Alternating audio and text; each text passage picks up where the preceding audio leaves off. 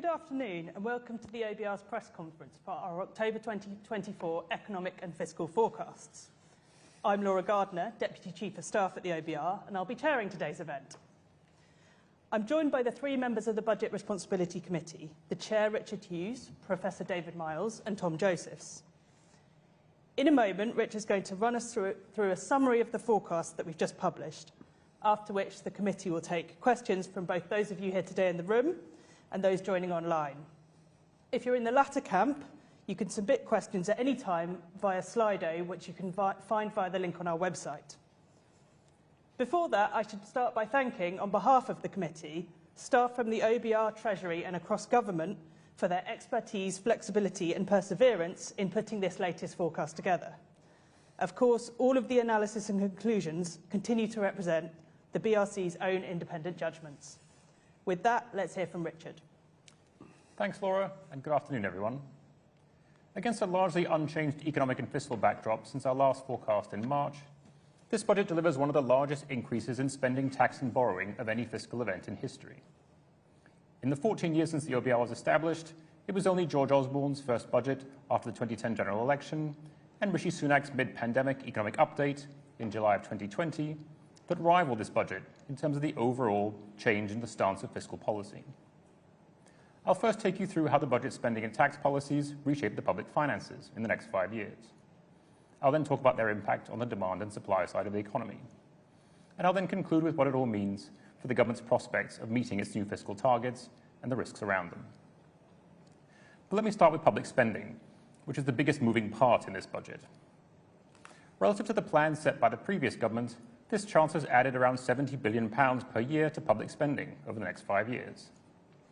As a result, the size of the state settles at 44% of GDP by the end of the decade. This is around 5 percentage points higher than it was before the pandemic, and around 2 percentage points higher than the level implied by the previous government spending plans. This increase in spending reflects both the funding of some undisclosed spending pressures, which existed at the time of the March budget and have subsequently come to light, and the cost of new policy decisions taken by this government. Looking at the composition of this increase in spending, about 2/3 goes on current spending, which raises its annual real growth over the forecast period from 1 to 1.5% per year. The other third goes on capital spending and keeps public investment broadly flat at around 2.5% of GDP over the next 5 years, rather than dropping to the 1.7% assumed in the previous government's plans. Some of the increase in spending in the early years includes additional payments for the infected blood and Post Office Horizon compensation schemes.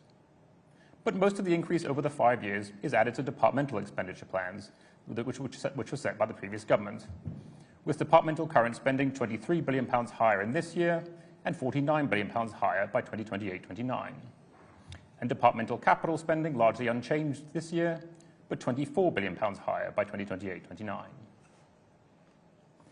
The budget also provides more detail about the breakdown of the spending between departments, after topping up day-to-day departmental spending in this financial year by £23 billion and setting new departmental expenditure limits, or DELs, for 2025-26.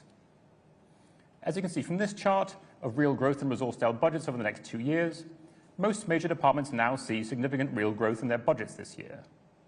But growth slows significantly going into next year, with growth in NHS spending falling from 4.7% this year to 3.3% next year, and defence spending slowing from over 3% this year to almost no real growth next year. And some departments, including the Home Office, experience significant real cuts in spending in both years. We'll need to wait for the full multi-year spending review next year to understand what the budget means for the composition of departmental spending over the remainder of the Parliament. In the meantime, this chart compares the growth in the overall resource DEL envelope that the government set for this exercise, which rises by about 1.3% per year in real terms from 2026-27 onwards, with the additional expenditure required to meet the long-term spending commitments that this government's already made in areas like health, defence and overseas aid. Subtracting these existing commitments from the overall envelope leaves real DEL spending on all the departments falling by 1.1% in real terms in the 4 final years of the forecast. And this assumes the government makes no progress over the next 5 years towards aspirations for raising defence spending to 2.5% of GDP or returning overseas aid to 0.7%. Meeting these aspirations would mean unprotected departments see their budgets fall by 3.5% in real terms in the years beyond 2025-26. Turning to how this additional spending is funded, just over half is paid for by an increase in taxes, which raises about £3.6 billion a year in extra revenue over the next 5 years. Most of that increase in taxes comes from an increase in employer national insurance contributions, which raises about £800 per year per employee and £24 billion in total. Another £6 billion comes from an increase in capital gains tax, inheritance tax, and other taxes on assets. Another £4 billion comes from various HMRC compliance measures. And the remaining £2 billion comes from a range of smaller measures, including the levying of VAT on private schools. Together, these measures increase the overall tax take to 38% of GDP by the end of the decade, its highest level on record, and 5 percentage points higher than before the pandemic. While the NICS rise is collected from the employer, we assume that around 3/4 of the cost is eventually passed on to employees through lower real wages, with employers paying the remaining quarter via lower profits. The remaining half of the increase in spending is funded through higher government borrowing in each year of the forecast. This chart decomposes the change in the level of borrowing compared to our March forecast into the relatively small changes in our pre-measures forecast, shown in green. These add £21 billion to borrowing this year, mostly due to higher debt interest costs, and reduce borrowing by small amounts in the years thereafter. The Chancellor's decision in this budget to raise the level of current and capital spending, shown in shades of blue, adds £47 and £25 billion respectively in the final year of the forecast. The tax rises in this budget, shown in yellow, raise about £42 billion by 2029-30.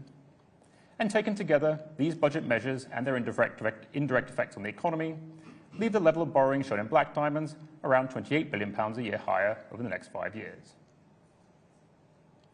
Turning to the implications of these changes for the path of total government borrowing as a share of the economy, the net fiscal loosening in this budget slows the pace of fiscal consolidation relative to the plans of the previous government. Borrowing is now flat at 4.5% of GDP this year, and then falls back gradually to 2.1% of GDP by the final year of the forecast. Compared with our March forecast, borrowing is now on average about 1% of GDP higher in every year.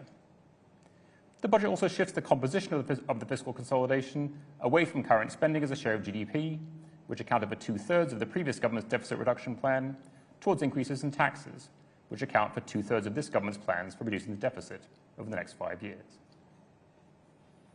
The additional £180 billion in borrowing over the forecast means that net debt ends up around 3% of GDP higher than in March, and stays broadly flat as a share of the economy in the coming years. Net debt excluding the Bank of England, the previous government's fiscal target, now rises as a share of GDP in every year, from 89% last year to 96% by the end of the decade. And the interest costs on this debt are also higher, and are now forecast to exceed £100 billion in each of the next 5 years.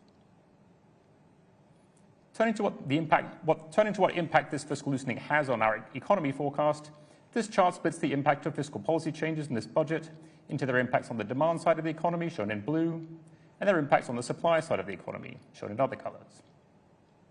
As you can see from the blue bars, the net fiscal loosening provides a temporary boost to demand, which raises the level of GDP by slightly over 0.5% at its peak impact next year. The impact then tapers to zero, as monetary policy and associated changes in wages and prices are assumed to crowd out some private spending and bring GDP back into line with potential output by the end of our forecast. The policies in this budget also have lasting impacts, both positive and negative, on the supply side of the economy over the 5-year forecast period. Starting from the green bars, the increase in public investment in this budget boosts the level of potential output by a bit more than 0.1%. Weighing against this is the increase in employer NICS, shown in yellow, which we assume reduces employment by around 50,000 and potential output by around 0.1%. And finally, the increase in the public sector's use of resources in an economy close to its potential level of output leads to the crowding out of some business investment, shown in the purple bars, reducing output by around 0.2%. As you can see from the black diamonds on this chart, the net effect of all these changes is to leave the level of GDP higher in the near term, but broadly unchanged in the medium term. However, were the government to sustain the high level of investment assumed in this forecast in the period beyond our 5-year horizon, then the net effect of government policy would turn positive in the early 2030s, as the lagged impact of a larger public capital stock feeds through to potential output. Looking at the path of GDP relative to our March forecast, we expect the economy to grow faster in the near term at 1.1% this year and 2% in 2025, supported by stronger outturn data and the net fiscal stimulus in this budget, which, as you can see from this chart on the right, pushes GDP up by about 0.5% above its potential level. But growth falls back in the final 3 years of the forecast to around 1.5%, slightly below its estimated potential rate as the positive output gap closes.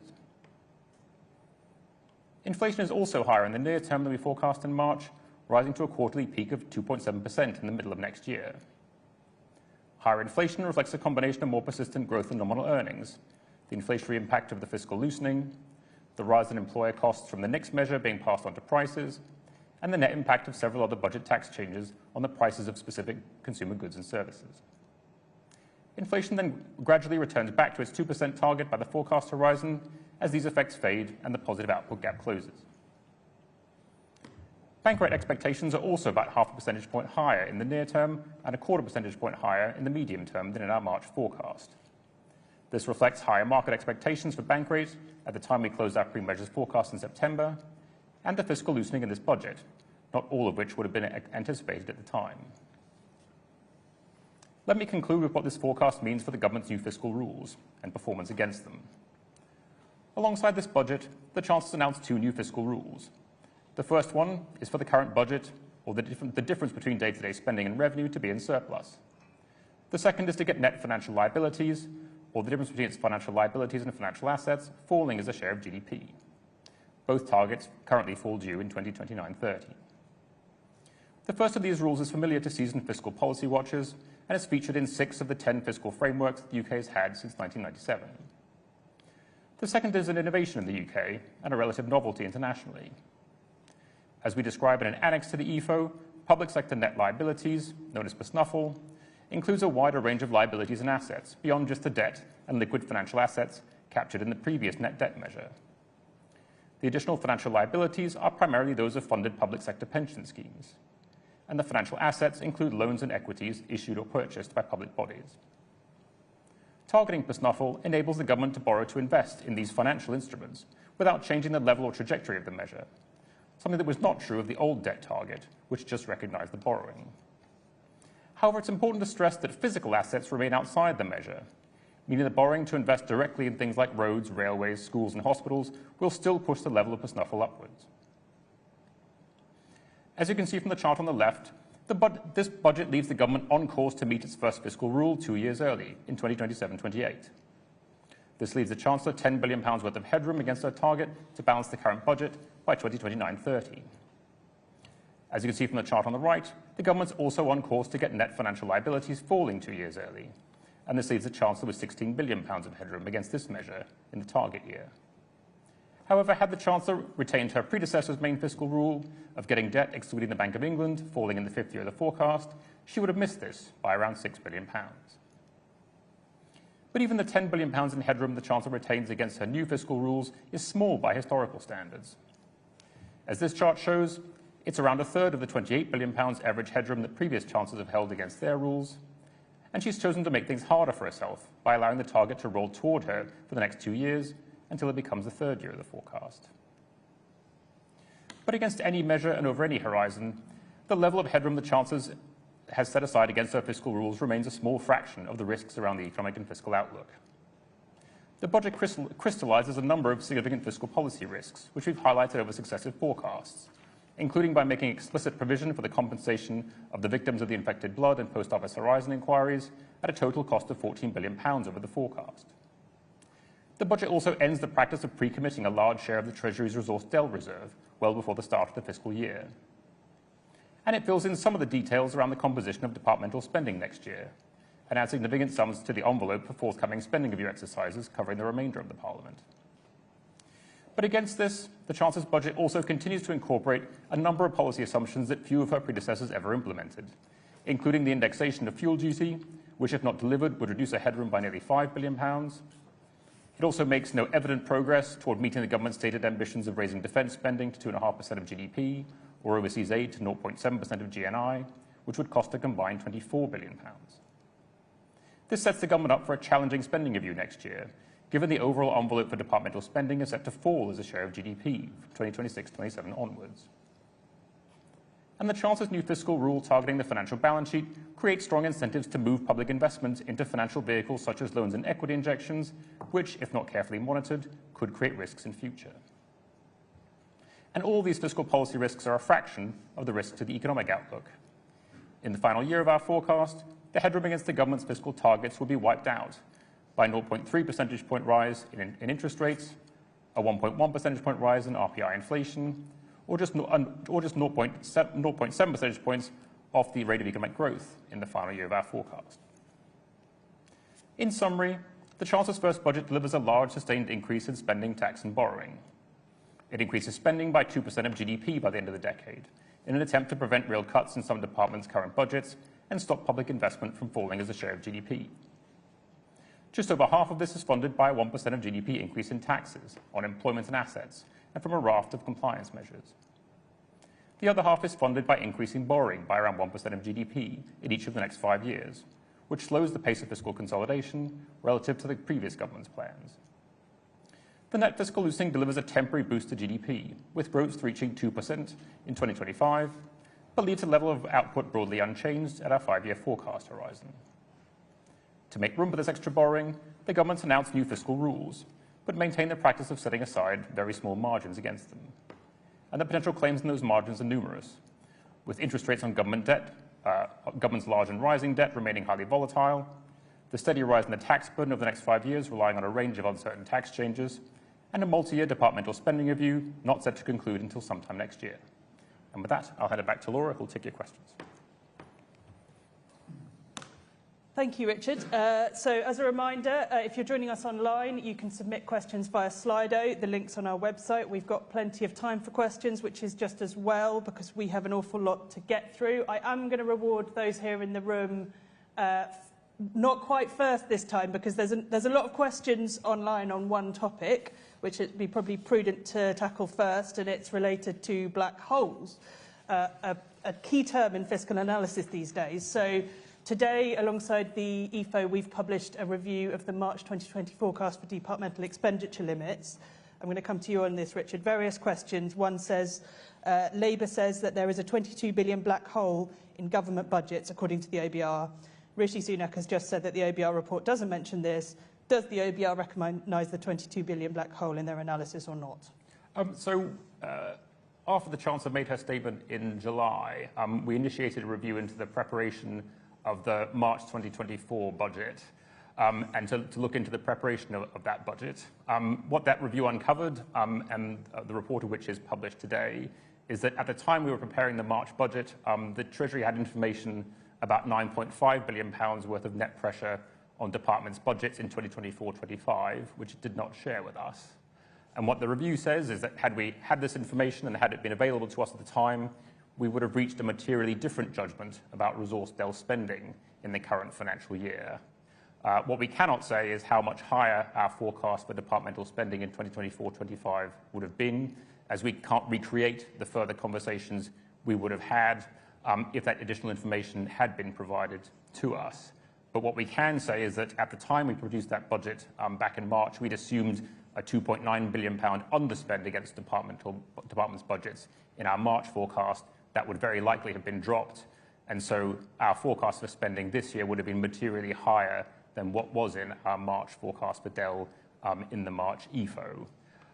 In this government's budget, they've added around £23 billion to departmental expenditure limits in this financial year. But this reflects a combination of the government's decisions to fund some of those pressures, as well as new policies announced by this government since March. And it is impossible to say what a different government or chancellor would have done in other circumstances. So the bottom line is that we conducted a review which discovered £9.5 billion worth of pressures on budgets. What we can't say is to what extent those pressures would have been accommodated by a previous government, but certainly had we known about them at the time, we would have had a different forecast for departmental spending in 2024-25, and it would have been materially higher. And I have one follow-up on this topic, and then I'll come to the room, which is how can you ensure something like this doesn't happen again?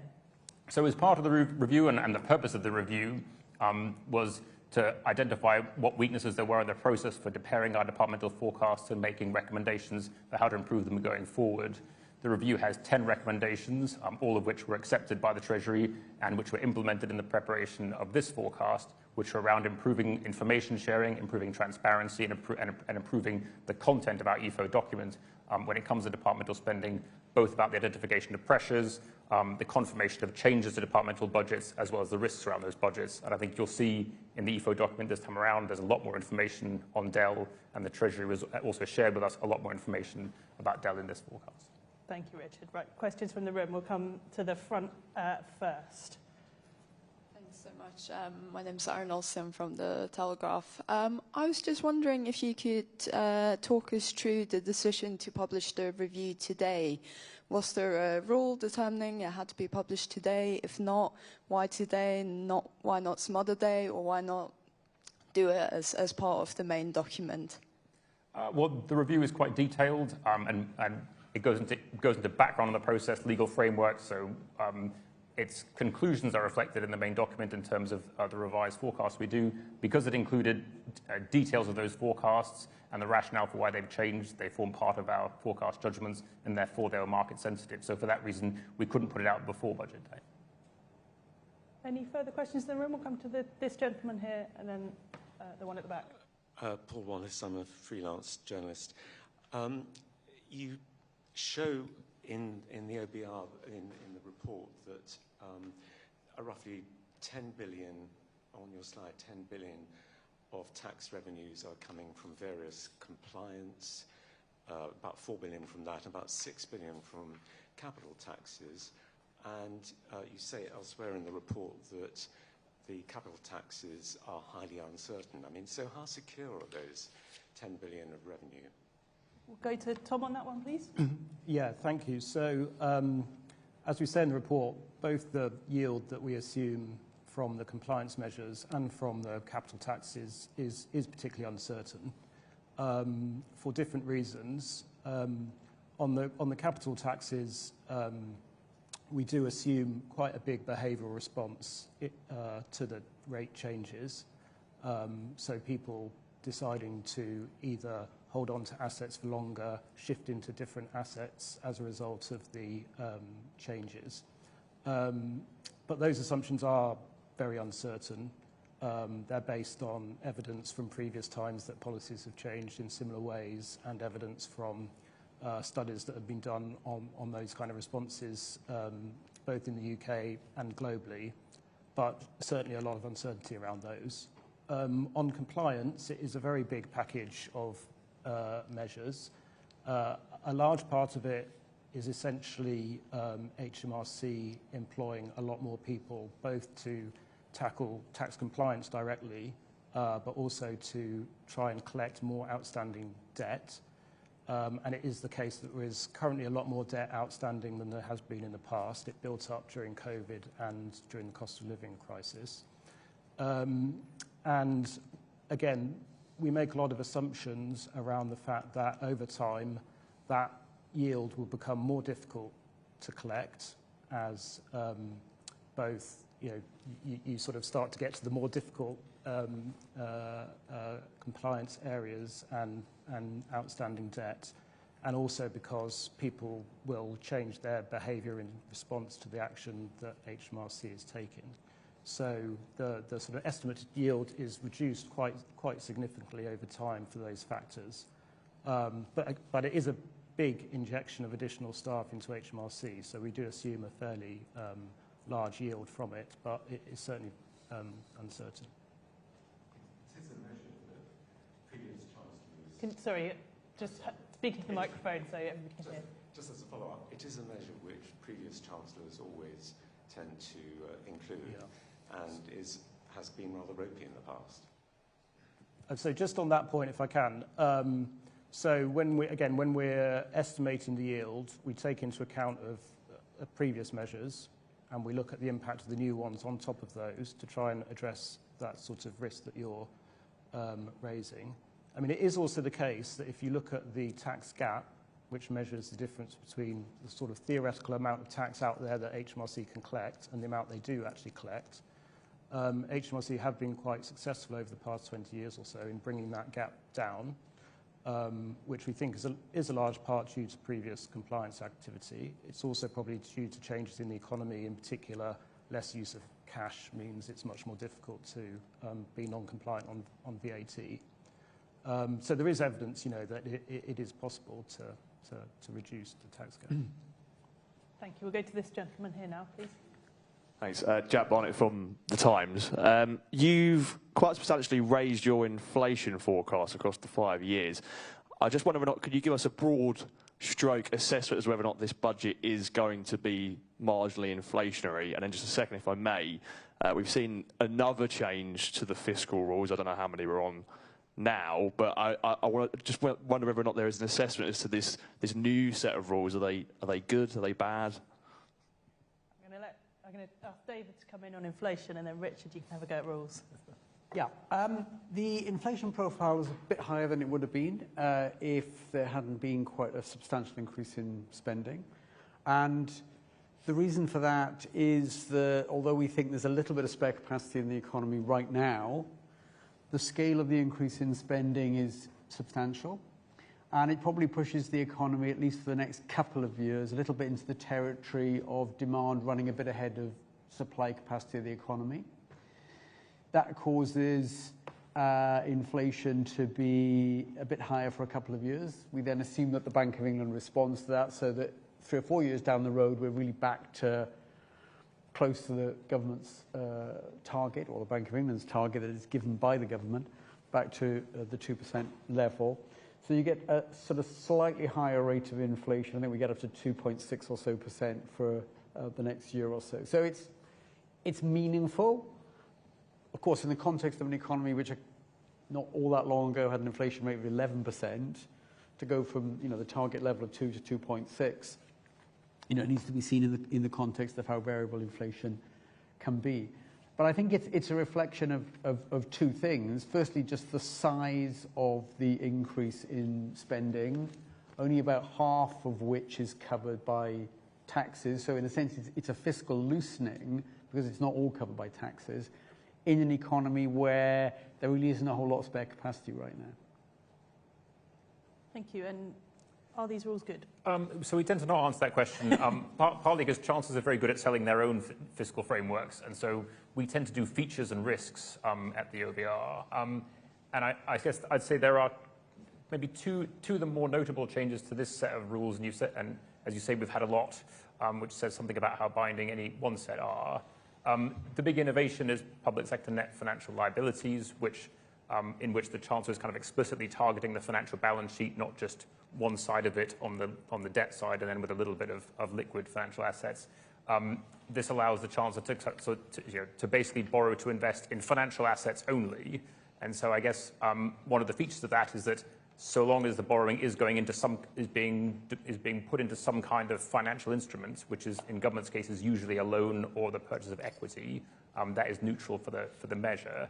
That allows the Chancellor to make greater use of leverage in things like the National Wealth Fund, which otherwise a pure debt measure would limit. The risk there is that governments start to exploit that and treat it as a loophole, and the government starts to do lots of things which might deliver better value for money through straight investment in physical assets. They start doing it all through financial instruments. They start doing it all through loans or all through equity in companies or funds. And the danger with those is that those things get valued in a certain way, and those valuations turn out to be wrong. One of the things which we will be doing in the OBR, with the help of our colleagues in the National Audit Office, is making sure that those valuations are robust, where we think that some of those loans that are being made aren't likely to be repaid. That likelihood of non-repayment is reflected in the valuation of those loans and in our forecast for the performance of those loans. So it's going to be more work for us to look at the asset side of the balance sheet, but given that that target has been chosen, we will have to do that. So I'd say that's a risk around that particular rule. I think another important feature of this set of rules is that we've had quite a long period where rules apply to the 5th year of the forecast, and it tends to be the further out you go, the more uncertain our economic forecast is, but also the more uncertainty there is about actually what government policy is. One of the advantages of bringing forward the deadline for the rule is it brings the deadline for the rule more likely into overlapping with the deadline for government spending plans. We've been in a situation in the UK for a number of years now where 4 out of the 5 years of our forecast is not covered by detailed plans for spending. Now, that's still true today, right? Because the government's only done a 1-year spending review. But there is a commitment now to go back to doing a regular rhythm of spending reviews, which would fill out more of the distance between here and the deadline with detailed spending plans in ways which we haven't had in a while in the UK, and hopefully maintain kind of that level of transparency about what the fiscal rule implies for the government's detailed plans for departmental spending between now and the deadline. Thank you. I'm going to take some questions from Slido now because there are loads. If you're in the room and you want to ask another question, just kind of wave at me and I will come to you. David, I'm probably going to come to you on these. Another popular set of kind of theme of questioning around working people. So Sue Chan asks, do these budget tax rises hit working people? And will extra public, she's gone for a bonus 2 questions, and will extra public spending hit interest rates and mortgage rates for longer?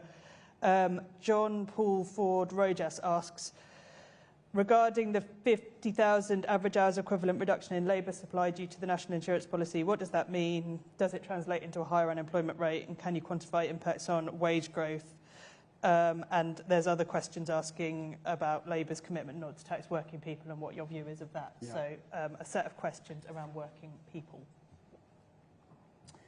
Yes, well, I mean, a lot of those questions, in a sense, are about the national insurance measure, the increase in the employer rate. And, of course, the incidence of that tax is companies in the sense that they actually pay the money. But whether or not that's the ultimate place where the tax comes to land is a different question. And it seems highly likely that it will have an impact on the level of wages that firms who are facing higher taxes on employing people will pay. So our assessment is based on the sensitivity of demand for labour from companies and on the supply of labour by individuals, that a significant proportion, certainly over the longer term, of the impact of the higher tax will feed through into wages being lower than they otherwise would be. So something like, in the longer run, 3/4 or so, 75% or so, of the impact of the higher tax will end up being felt in a lower level of real wages than they otherwise would have been. So that's the difference really between the sort of formal legal incidence, who pays the bill, and where does it actually end up in economic terms. And the answer seems highly likely that most of it will feed through into the level of real wages. So what was the other part of the question? So there was John Paul Ford Rojas asked specifically about the reduction in average hours equivalent employment and the 50,000. Yeah, the 50,000. Well, the translation into unemployment is next to nothing, because the way to calculate what the impact will be is to work out what combination of some people deciding they're going to work less because real wages are a bit lower than they otherwise would have been, and how much lower is the demand for labour, because not all the impact of the tax can be passed on by the company to the worker. So we kind of work out, you can think of the 50,000 number as how much lower will the size of the labour force in the UK be, because some people just at the margin find that the lower real wages they're going to get as a result of the tax increase mean, well, actually, I don't want to work so much. So it doesn't actually flow through to unemployment at all. It does flow through to a slightly lower level of the labour force and a lower level of employment than it otherwise would have been. But that's a 50,000 number, that's our central estimate, in a labour force of 32 million or 33 million people in the labour force. So, 50,000 as a percentage of the labour force is not enormous, but at the same time it's not a totally insignificant number. Unemployment, by the way, over our forecast period, remains pretty low, certainly in the short run, because we've got a very substantial boost to demand from the fiscal loosening over the next couple of years, and that actually takes the economy into a position where output is pushing up against and going slightly beyond actually the productive potential of the economy. So unemployment actually stays low on our central projection. And then the final Sue's second question, we've had other questions on the same theme. Sue Chan also asked, will extra public spending keep interest rates and mortgage rates higher for longer? Mark Willis also asks, is a material impact in gilt markets expected in response to the additional debt by 2028-29? So a couple of questions on gilts and mortgages. Well, the pressure, if it exists, of higher government spending depends very much on how it is financed. I mean, to the extent that it's financed out of taxes, in a sense, the government is taking away demand from the private sector, which pay the taxes, to make room for its extra use of resources. Now, in this budget, there's a big increase in spending, which is significantly, but certainly not wholly, financed through taxation. In fact, taxation finances about slightly more than half of the 70 billion or so extra government spending a year that you get over the next few years. And the other half is financed by more borrowing. Of course, the more borrowing bit means that the government's spending money, which by definition it hasn't raised through taxes, and so it's not reducing demand in the economy in line with its own bigger claim on resources. That's what pushes the economy to a situation that we think is a bit above its potential. And it's plausible that there is a reaction to that, both from the Bank of England, which you might expect, partly on the back of slightly higher inflation, to set a slightly higher path for bank rate than it otherwise would, and also because the government is borrowing rather a lot more than people might have expected in the past. If the previous government's plans had played out, they were planning to borrow less. You have to induce people to buy the extra gilts that are coming onto the market. We think the net effect of both those things might be to add something of the order of 0.25% to interest rates, to yields on government bonds, maybe to the path of bank rate. That's what we've factored in relative to when we looked at market expectations. We just added 25 basis points, 0.25% on that to take account of this effect. So is it likely to have an effect? We thought yes. What is the scale of that effect? 25 basis points is, neither completely trivial nor, a game changer in terms of the projection for the economy. What the reaction in the gilt market will be is a bit hard to know. I mean, today gilt yields first of all went down and now they've gone up a bit. Who knows where they'll be by the end of the day? There's still a couple of hours to go. And who knows where they'll be by the weekend. But our assessment was that interest rates would be about 0.25% higher than they otherwise would have been. There speaks a forecaster, David. Anything could happen. Yeah, exactly. Thank you for that. Safe. A couple of questions. Sorry, I'll come to you in the room. Just wait for the microphone. Thank you. I was just wondering, it sounded like you were saying that working people, so people who mostly get their income from employment rather than assets, will be impacted by the tax rises in this budget. Is it possible to put a figure on how many working people are likely to be affected? Well, I mean, there's quite a broad range of tax increases. And, when you've got the government making space, if you will, for substantial increases in its own spending, it's very likely that the majority of people will face some more taxes somewhere. The one that I focused on a moment ago was just the national insurance one, where, as I said, the lion's share, about 3/4, we think, of the impact of that will ultimately come through in the form of lower wages. And that's likely to affect the majority of people who are working. Could you put that in millions of workers by any chance, a rough estimate? Well, I mean, the level of employment in the UK is 33, 34 million, something like that.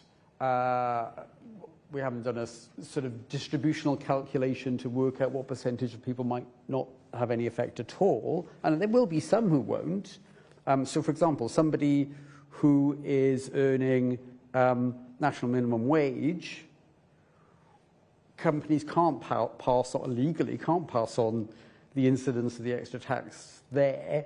So there will certainly be people, and there's 2 million odd people, I think, in the UK who are on the national minimum wage. They're not going to see their wages lower because it's not a legal thing to do. So There's definitely just on the national insurance thing, although I think the majority of people will find over time that their real wages are a bit lower than they otherwise would be. There's certainly some people who won't.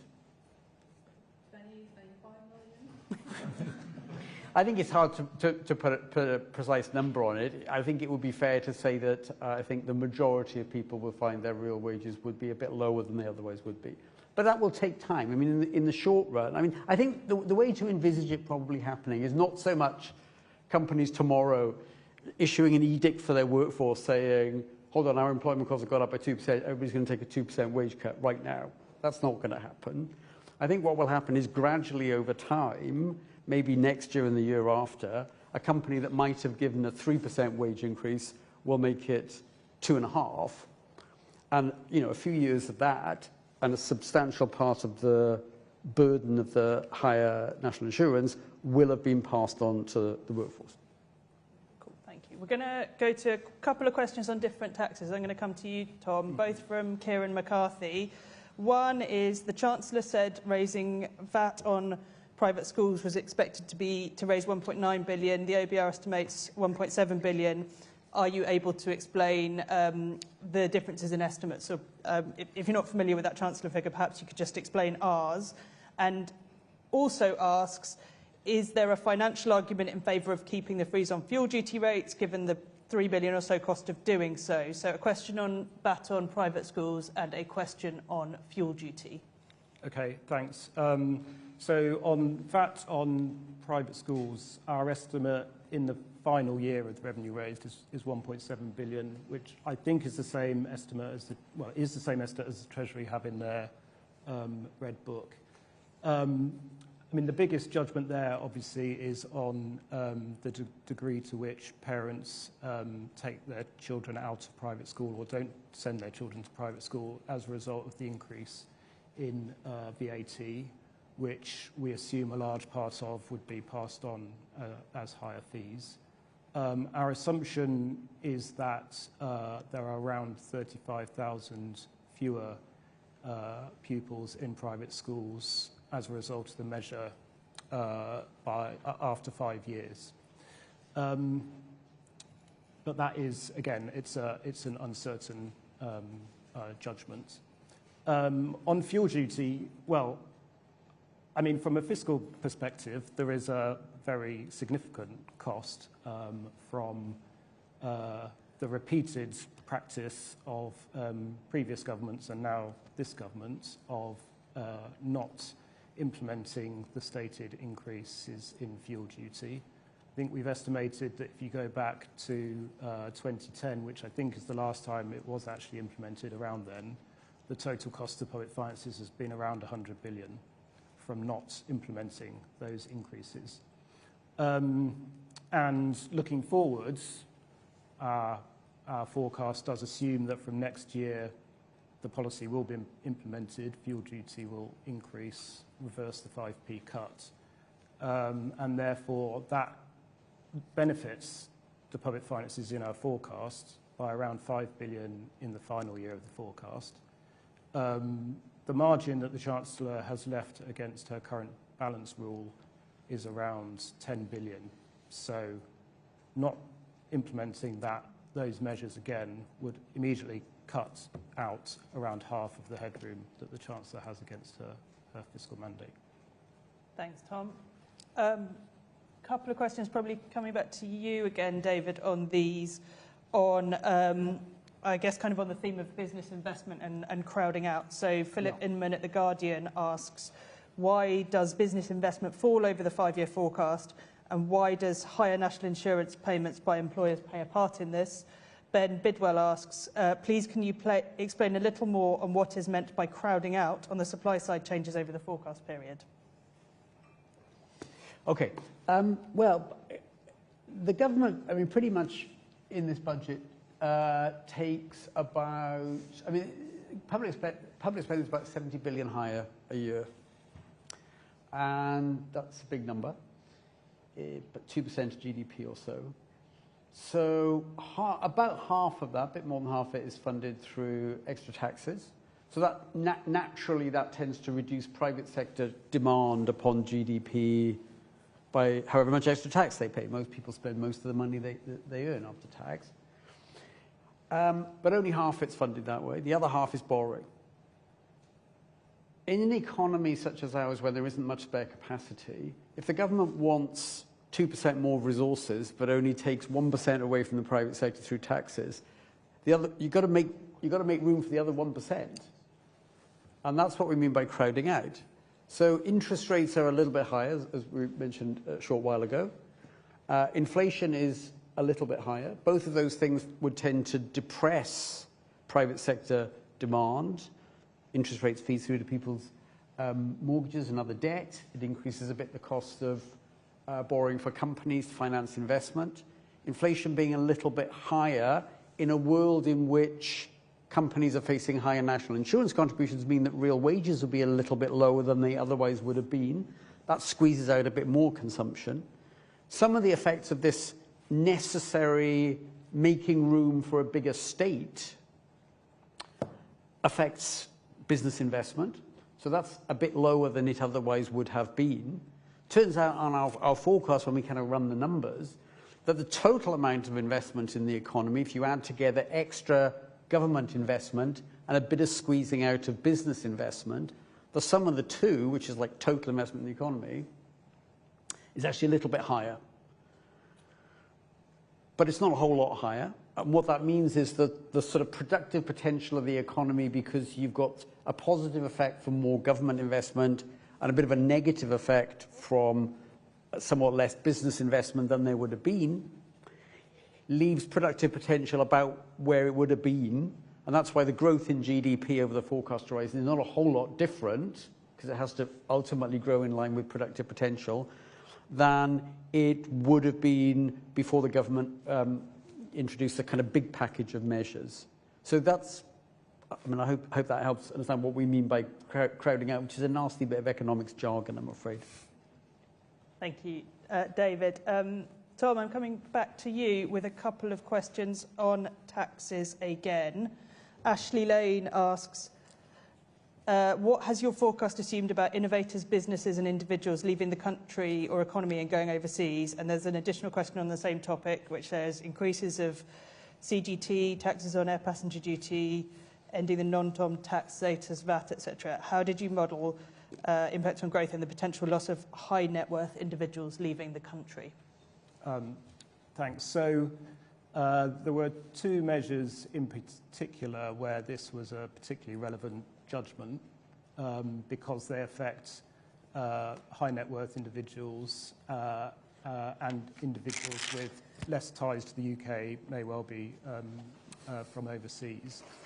That's the increase to carried interest rates and also the further reforms on the non-domicile regime. In both cases, we're talking about very small groups of people. In the case of the non-domicile reforms, it's around 9,000 people who are not eligible for the new regime and therefore potentially at risk of leaving the country as a result. For the carried interest, it's only around 3,000 people who benefit from carried interest.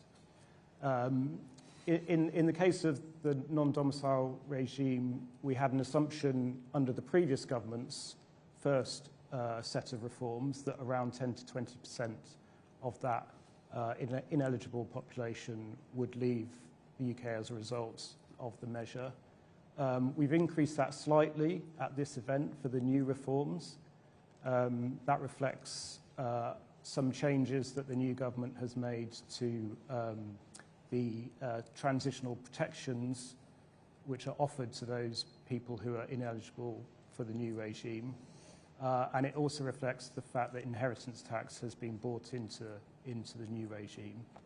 But it's actually quite a small increase in our assumption. The main 10 to 20% has only been increased by a small amount. On carried interest, the assumption is that there is around 12% of that 3,000 people who are particularly at risk of leaving the UK as a result of the measure because they are overseas citizens, have spent less time in the UK, are particularly high net worth. And roughly we assume on the basis of the measure that we lose tax yield from about a quarter of that population as a result of the measure. Again, sorry I keep saying this, but these are obviously very uncertain assumptions and judgments as well, because they're based on decisions by basically a very small number of people. We haven't assumed that that has an impact on our economy forecast, which I think was part of the question, essentially because this is a very small number of people that we're talking about. Thank you very much. David, I'll come to you on this. Delphine Strauss at the FT asks, what is the impact of the budget on living standards and which measures drive that? Well, I mean, there's a kind of broad measure of living standards which includes, the private consumption people enjoy plus their consumption of public services. And public services are going to have a lot more money spent on them. And because the tax take out of GDP is going up, that's partly funded by lower post-tax incomes to people who will find their private spending probably curbed a bit. So what's the net impact on standards of living? That's a difficult judgment, and it depends how much people value private consumption versus public services. There's a kind of narrow answer to the question, which is to look at real household disposable income, the after-tax real income per household. And as a result of the budget measures, that's about slightly more than 1% lower than it otherwise would have been. I mean, it's still on our forecast, it still goes up over the next 5 years, but at the end of 5 years, it's about 1%, maybe a bit more than 1%, 1.25% lower than it otherwise would have been. Now, that's almost inevitable, given that the government's taking 2% more of GDP to spend on public services and public investment. So the narrow way of measuring it would just be to say what happens to real household disposable income, their ability to spend money on private consumption. That's about 1% of GDP, 1% lower than it otherwise would have been. But then again, public investment and public services are going to have a lot more resources devoted to them. Thank you. Richard, I'm going to come to you. A few questions on Snuffle, new fiscal rule. Philip Shaw asks, will any government investment in the National Wealth Fund be netted off from liabilities in Snuffle?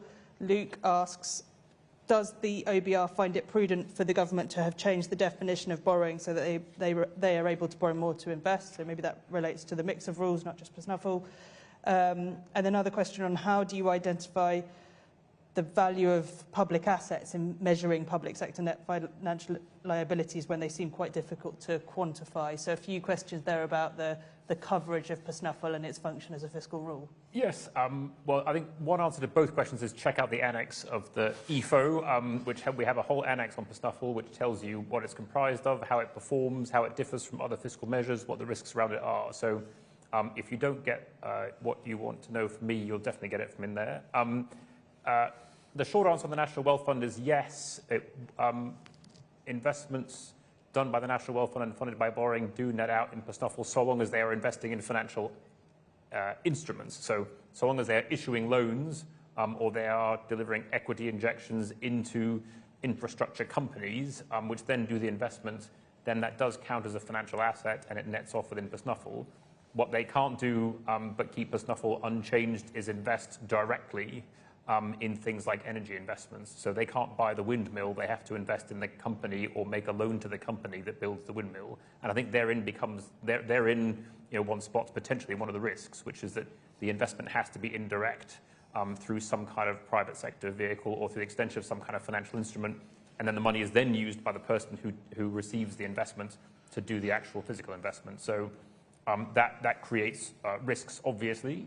And it's one which the government has set up some guardrails to try and monitor, but we ourselves, as independent forecasters, are also going to keep an eye on. In terms of asset valuation, sort of details are set out in the annex about how different kinds of assets are valued. Some of these things are very easy to value, because if the government just buys equities that are listed on the stock market, then you've got a market valuation for them. For other things like loans, you have to value the loan book, based on expected repayments over time.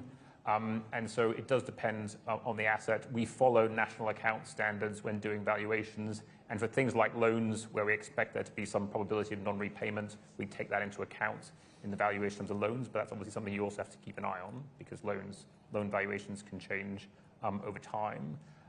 In terms of whether the overall framework is prudent, part of our job is to make sure that it's transparent. Whether it's prudent depends on the decisions taken by the government in where they invest their money, and whether they do actually get the financial returns that they are hoping for. I think from our point of view, we will make sure that we're doing scrutiny and due diligence on the valuation of those assets, but the value of those assets will depend on the choices that government makes in how it invests. A final thing to point out is that just within the overall monitoring of the public finances, one does have to also keep an eye on the level of debt. Because the level of debt is the one in which the government always has to pay, regardless of whether it's getting repaid by somebody else when it loans out the money. At least on one measure of debt, it's rising in every year, the measure excluding the Bank of England. And this is, I think, the first forecast we've done in a very long time, and possibly ever, where the cost of servicing the government's debt was over £100 billion every year. And that is, that is the cost of the amount of debt that we have run up. And that cost doesn't just go away because you're targeting a different fiscal measure. That's still a cost that you have to meet every year. And it's one of the reasons why the tax burden in this country has been rising so much in recent years. It's to fund the fact that debt interest is just a lot more expensive, and our debt stock is a lot higher. Thank you. I'm going to apologise in advance. There's absolutely hundreds of questions online, and we're not going to get to them all. We'll follow up if you contact us on as many as we can. We're going to try and squeeze in two more. Penultimate one for you, David. Do the OBR's forecasts account for potential growth in the medium term due to general population health and productivity as a result of public spending? And a similar question from Sarjan Narwan, who says, what expectation do you have on the impact of increased NHS spending on growth? So two kind of very similar questions there, and you can be nice and snappy so we can fit I'll be snappy. I think it's difficult to try and pin down. Well, there's two legs in the calculation, aren't there? You spend more money on the NHS. To what extent does that improve the health of the population of working age? And as a result of that, how many people, because they feel healthier and they're of working age, decide they're going to carry on working longer or work longer hours? And I think over the 5 year, over the relatively short term, which is a 5 year, it's difficult to think that number is either easy to calculate or is likely to be extremely large. I mean, it may be that much of the improvement, if there is a significant improvement in the National Health Service, is focused on people who are really very unwell, and it makes a transformative difference to the quality of their life, but it's not going to have much effect on how much they want to work or when they're going to retire. But nonetheless, it is of extraordinary value in terms of welfare and utility. So we haven't factored that in. I think if effects do come through and they have an effect on the labour force, it's likely to be over a slightly longer horizon. And I'd point people towards our fiscal risks and sustainability report published last month, which had a whole chapter on the fiscal effects of better population health over the longer term. Okay, last question. There's been a lot of follow-up on black holes, so we're going to have to end there.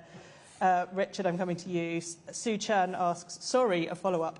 Does this mean you think the black hole is actually 9.5 billion, brackets precious minus pay rises? Another person asked, so the 22 billion black hole is actually 9.5 billion plus extrapolation by the government. That is not confirmed by the OBR. And a series of similar questions on the difference between those two numbers. I mean, the short answer is that I'm an economist, not an astronomer, and we don't deal in black holes in the OBR. What we do is try and forecast government spending. And when we were putting that forecast together back in March, the Treasury had information about £9.5 billion worth of pressures on public spending that we were not aware of. What we can't say is that had we known that information, what different number would we have put in our EFO back in March? We know it would have been materially higher, but we would have also had a conversation with the Treasury about what they would have done about those pressures.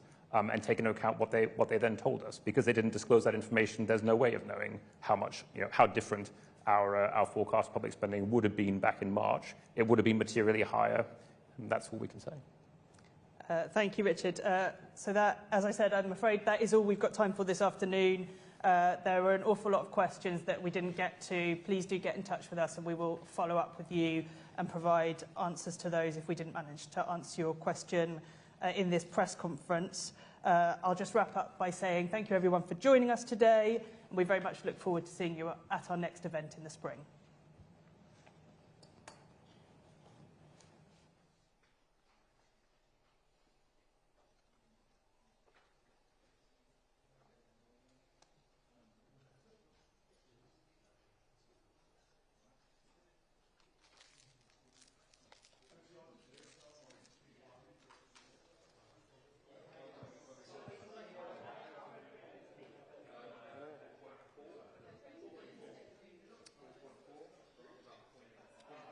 The microphone for